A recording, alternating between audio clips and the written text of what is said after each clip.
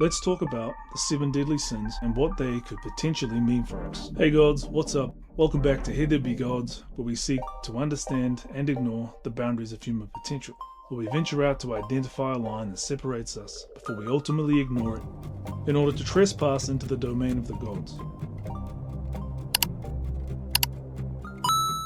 Today I'm going to be talking to you about the 7 deadly sins, which is 100% inspired by the anime that I've been watching of the same name. Now, I haven't finished it yet, but it did get me thinking about how these so-called sins can teach us something valuable. There's a lot of insight that can be gained by not just seeing these as evil parts of human nature, but things that can be integrated. If we do that in a balanced way, there is a lot of benefit that can be had. Let's talk about the 7 deadly sins and what they could potentially mean for us.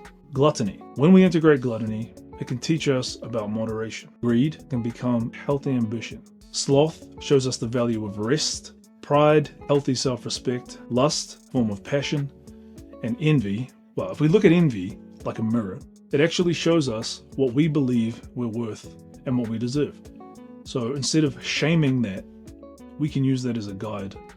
But we will need to look at it and then follow up with some action. Now let's talk about wrath. Ironically, on wrath, I finally get a chance to sit down and record some content. Shit's all flat, mate, from my holiday.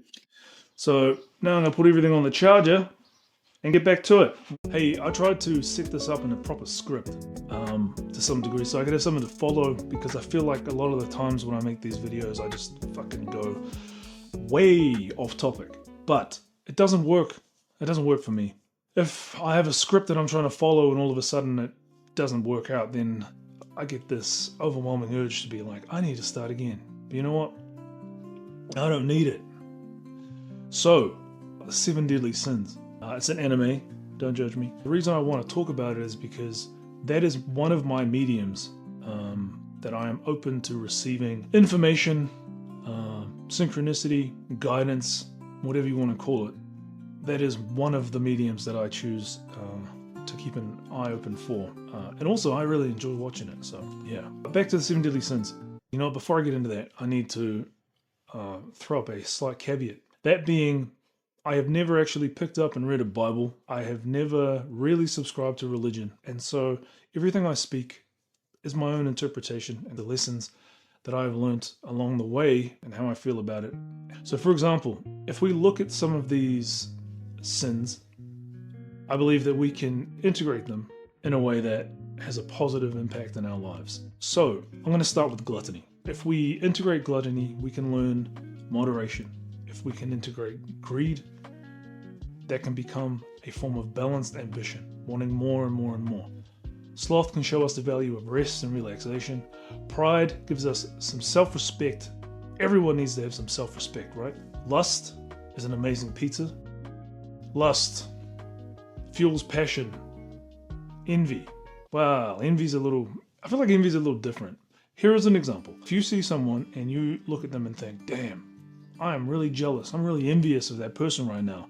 What you're learning, what you're realizing in that moment is that some part of you deep down believes that you are worth more than you have. It's basically showing you exactly what it is that you think you deserve. Now all you need to do is go out and get that. This brings us to wrath, which is the one that I really wanted to talk about. Not only do these 7 deadly sins offer us an opportunity to integrate and learn, they almost come with their own kind of trial that you need to face. And something that I've found in my life is that wrath often comes up. And it comes up usually as a form of protection for me. So if I have found myself in a situation where now this is the key thing, where I believe I need to protect myself, it's not always correct, but if I believe that I am in danger, facing some kind of threat, the thing is, the wrath that I experience is very, very, it's not a pleasant thing. It doesn't feel very good to have that coursing through you. You know, it's not a, like you can get angry, right? Anger helps us set boundaries. You know, if we're aware of it, if we're aware that our anger is coming up and we can feel it, starts usually in the pit of my stomach for me, and then it builds up into my chest, and then out into the rest of my my limbs. But when that goes past a certain point, it doesn't feel good. I can feel a lot of power in that, though. You know, if you've ever experienced wrath in that way, you'll know what I mean. You'll be able to relate to that feeling of almost feeling indestructible, like you just have this untapped power there. But what I've found is that if you don't do anything with that, like if you don't close a loop, then that will just stay with you. So this is that thing that people will talk about, I guess, that you know, the body keeps the score, like your trauma and stuff can stay in the body. And so this brings me to like an experience that I had recently over the New Year, which I wanted to talk to. So it was a family gathering and some things happened. I felt myself being overwhelmed with wrath. It basically skipped anger and went straight to it. And I know this because when I'm angry, it's pretty easy to realize, okay, I'm a bit angry about this. There is a boundary somewhere that is being crossed and I'm angry about it. And I can usually just talk to that and then that anger can subside. But with wrath, it's different. I felt that it had sat with me and it stayed there. I could feel it sitting for days, actually. And I really struggled a bit because it reminded me of a previous version of myself where I carried that a lot, and I felt like it would just bubble over at any time. But this time was different, right? Because I've got a bit more experience in dealing with this. I am able to communicate how I feel, and so it should be easy, right? Unfortunately, it was not. It felt like an unclosed loop, and so it kind of kept playing over and over again.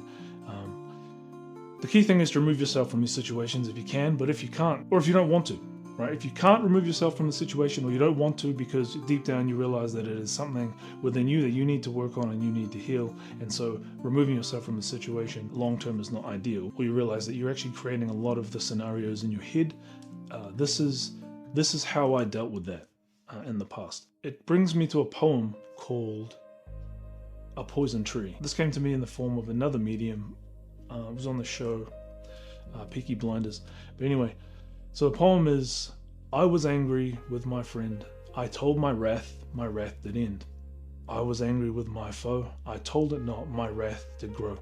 To me, that came through right at a time I needed to hear it. It told me, if I am angry with someone and I tell them, and that loop gets closed, it doesn't lead into your wrath growing. But if you hold on to that shit and you don't let it go, you don't deal with it, you don't process it, you don't close that loop, it will continue to grow. This brings me back to those moments where if you are experiencing the wrath and you can't tell your friend, or you can't communicate it for whatever reason, maybe the person can't handle shit, you know what, maybe that person is no longer around anymore, and so you'll never get the chance to communicate it to them, and so that wrath just sits in you. What I found to be the most beneficial in this sense is to realize, okay, I am angry with myself because I let this moment or this experience get to me and draw that wrath out of me.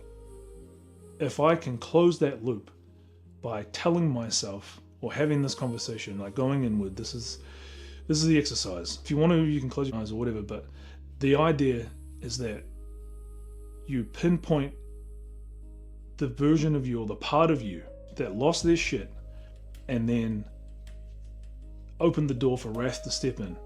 That's where you direct your wrath. Okay? That is your friend that you know, I was angry with my friend. I told my wrath didn't end. So that is your wrath. You speak to that. And then that is how you close that loop. If you don't have, if you can't speak to the person, for example. Because honestly, deep down, I felt like what I really needed to do was to take that wrath and manifest it into the world. I needed to take it. I needed to manifest it in the situation that I was in. And unfortunately, that is always going to be violence or something destructive, even if it's not like that. it's not going to be the kind of thing that I would consider a positive experience for me or for those people around me. And those are the things when I'm feeling like, oh shit, things aren't feeling very good. I can take those moments, I can look back and reflect on those and realize, okay, I made a better choice, I made a better decision. I have some fucking tools that I can use to do better. So yeah, if you find yourself in a situation where the fuckery is high and you are struggling to keep your temper and you're starting to feel that wrath creep up, if you cannot get rid of it, if you can't do anything in that moment, remove yourself. And if you can't even have a discussion, if you can't lay down a boundary, because if you were once a person who was consumed by wrath and anger, and then all of a sudden you've done some work and then you are trying to set boundaries, like, so you get angry, right? So you used to suffer from wrath, you used to be fucking just this wrath guy.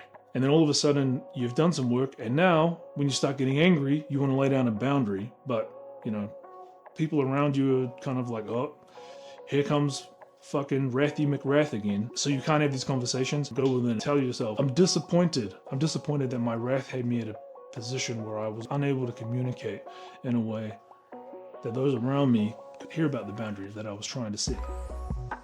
I think that's enough. Yep, cool. Join the Skool community.